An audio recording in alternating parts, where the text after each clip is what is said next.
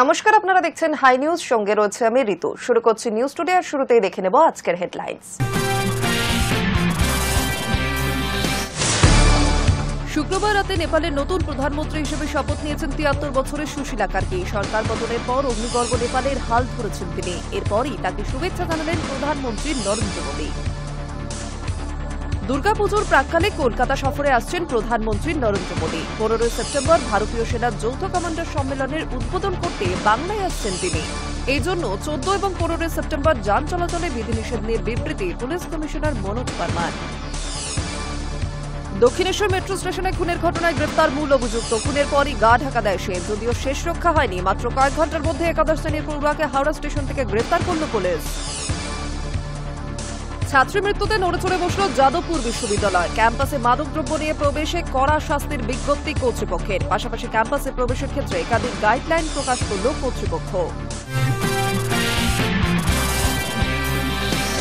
রাজ্যের উপকূল সংলগ্ন এলাকায় কিংবা নদীতে কোনো তৈলবাহী জাহাজ দুর্ঘটনায় পড়লে সেখান থেকে অনেক সময় তেল মিশে যায় জলে, দূষিত হয় পরিবেশ।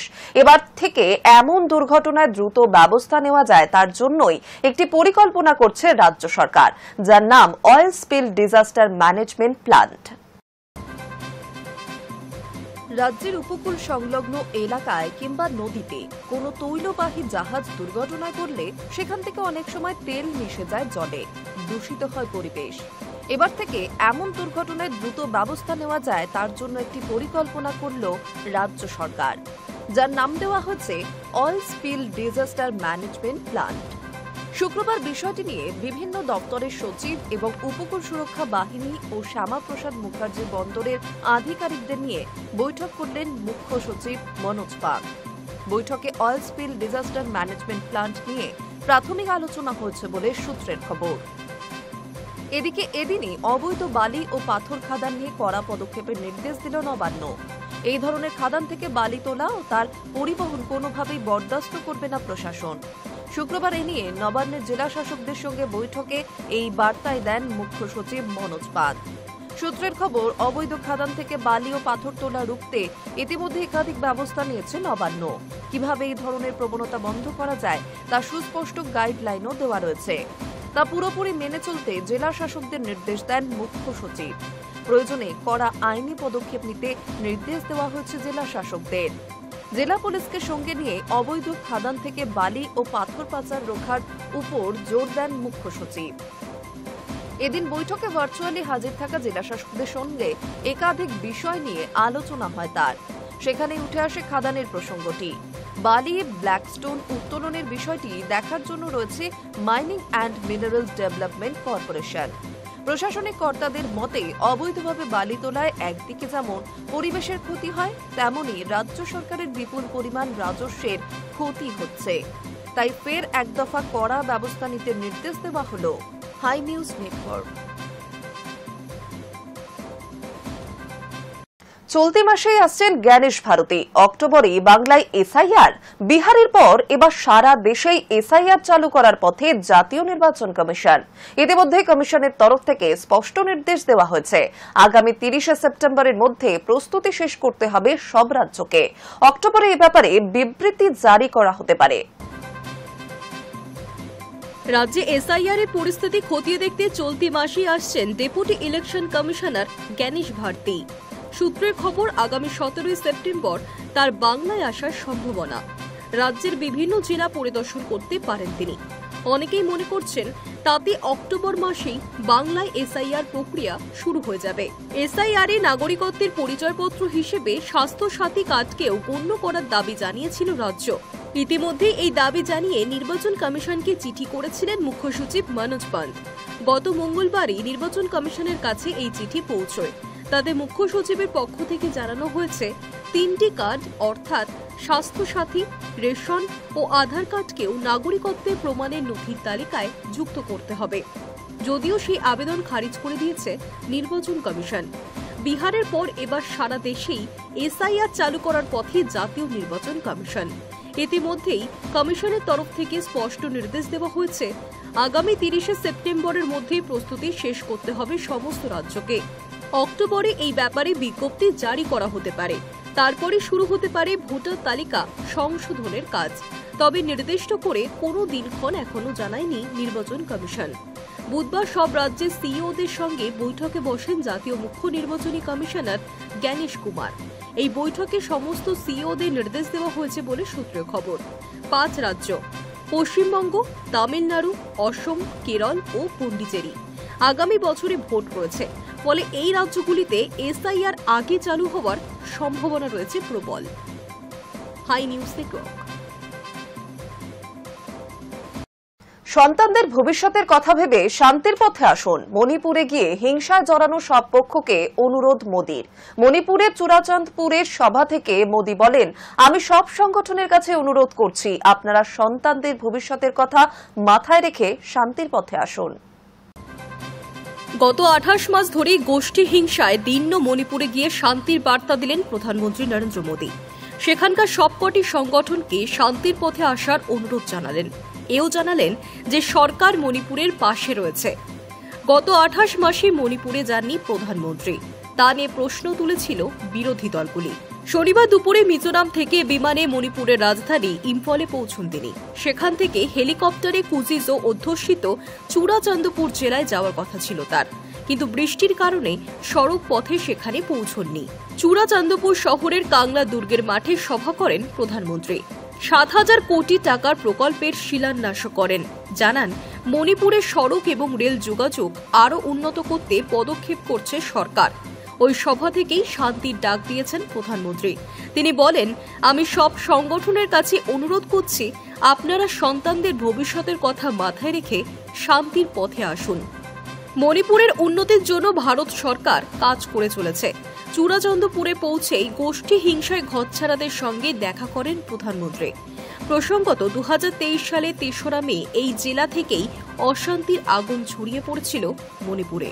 তফসিলি জনজাতির তকমা দেওয়ার জন্য আর্জি জানিয়েছিল মেইতেইরা।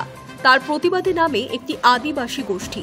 সেখান থেকেই হিংসা ছড়ায় কুফিজো অধ্যুষিত চূড়াচাঁদপুরে। সেই জেলায় গিয়ে ঘরছাড়াদের সঙ্গে মোদির দেখা করাকে তাৎপর্যপূর্ণ বলেই মনে করা হচ্ছে। চূড়াচাঁদপুর থেকেই মেইতেই অধ্যুষিত ইম্ফল উপত্যকায় যান প্রধানমন্ত্রী। সেখানেও ঘর ছাড়াদের সঙ্গে কথা বলেন এবং উন্নয়নমূলক প্রকল্পের উদ্বোধন করেন। High news network.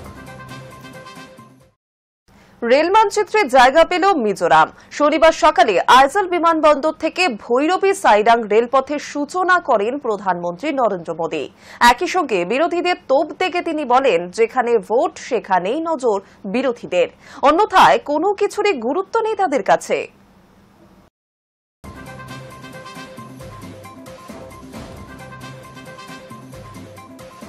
রেল মানচিত্রে জায়গা পেল মিজোরাম। শনিবার সকালে আইজল বিমানবন্দর থেকে ভৈরবী সাইরাং রেলপথের সূচনা করেন প্রধানমন্ত্রী নরেন্দ্র মোদী। একই সঙ্গে বিরোধীদের তোপ দেখে তিনি বলেন, যেখানে ভোট সেখানেই নজর বিরোধীদের, অন্যথায় কোনো কিছুরই গুরুত্ব নেই তাদের কাছে।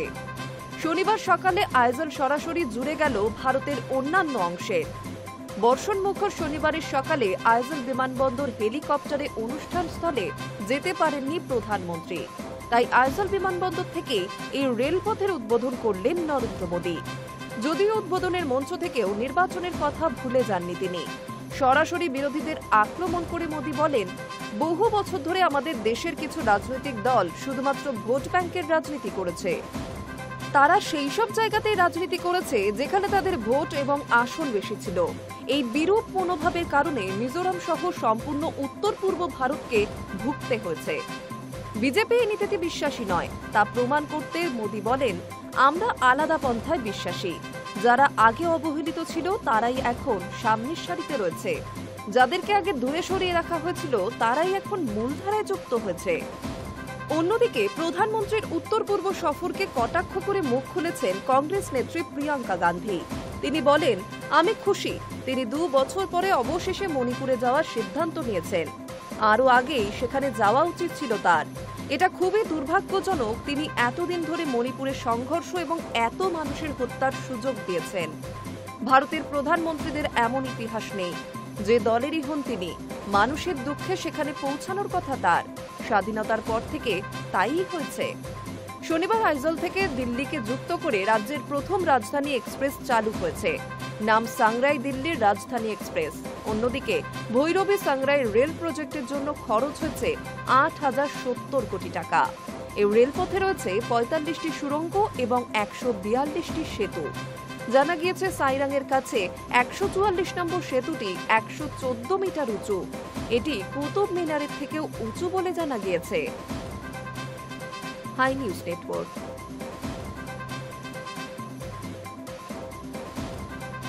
ফের মেঘভাঙা বৃষ্টি হিমাচল প্রদেশে। শনিবার ভোরে সে রাজ্যের বিলাসপুর জেলার গুত্রাহান জেলায় অল্প সময়ে অত্যাধিক বৃষ্টি হয়। ধ্বংসস্তূপে চাপা পড়ে দাঁড়িয়ে থাকা বহু গাড়ি, কাদা স্রোত বইছে কৃষি জমির উপর দিয়ে। এই দুর্যোগে এখনো কোনো প্রাণহানির খবর পাওয়া যায়নি, তবে বহু ক্ষয়ক্ষতির আশঙ্কা করা হচ্ছে। ফের মেঘভাঙা বৃষ্টি হিমাচল প্রদেশে। হিমাচল প্রদেশের বিলাসপুর জেলার গুত্রাহান জেলায় অল্প সময়ের জন্য অত্যাধিক বৃষ্টি হয়েছে। ধ্বংসস্তূপে চাপা পড়ে দাঁড়িয়ে থাকা বহু গাড়ি, কাদা স্রোত বইছে কৃষি জমির ওপর দিয়ে। এই দুর্যোগে এখনো কোনো প্রাণহানির খবর পাওয়া যায়নি, তবে ক্ষয়ক্ষতির আশঙ্কা করা হচ্ছে। সংবাদ সংস্থা সূত্রে খবর, মেঘভাঙা বৃষ্টির পরে জলের প্রবল স্রোতে রাস্তা এবং ঘরবাড়ির একাংশ ভেঙে গিয়েছে। কাদা স্রোত ভাসিয়ে দেয় আশেপাশের কৃষি জমিগুলি। শনি এবং রবিবার হিমাচল প্রদেশের বেশ কিছু জেলায় ভারী থেকে অতি ভারী বৃষ্টির সতর্কতা জানিয়েছে আবহাওয়া দপ্তর। বৃষ্টির জেরে শুক্রবার রাতেই হিমাচলের ওপর দিয়ে যাওয়া অটরি লেহ জাতীয় সড়ক, অমৃতসরের ভোটা রোড সহ মোট 3টি রাস্তা বন্ধ করে দেওয়া হয়েছে। চলতি মরশুমে বারবার মেঘভাঙা বৃষ্টি আর হড়পা বানে বিপর্যস্ত হয়েছে হিমাচলের বিস্তীর্ণ অংশ। 20 জুন থেকে 12 সেপ্টেম্বর পর্যন্ত সে রাজ্যের প্রাকৃতিক দুর্যোগে মৃত্যু হয়েছে 218 জনের।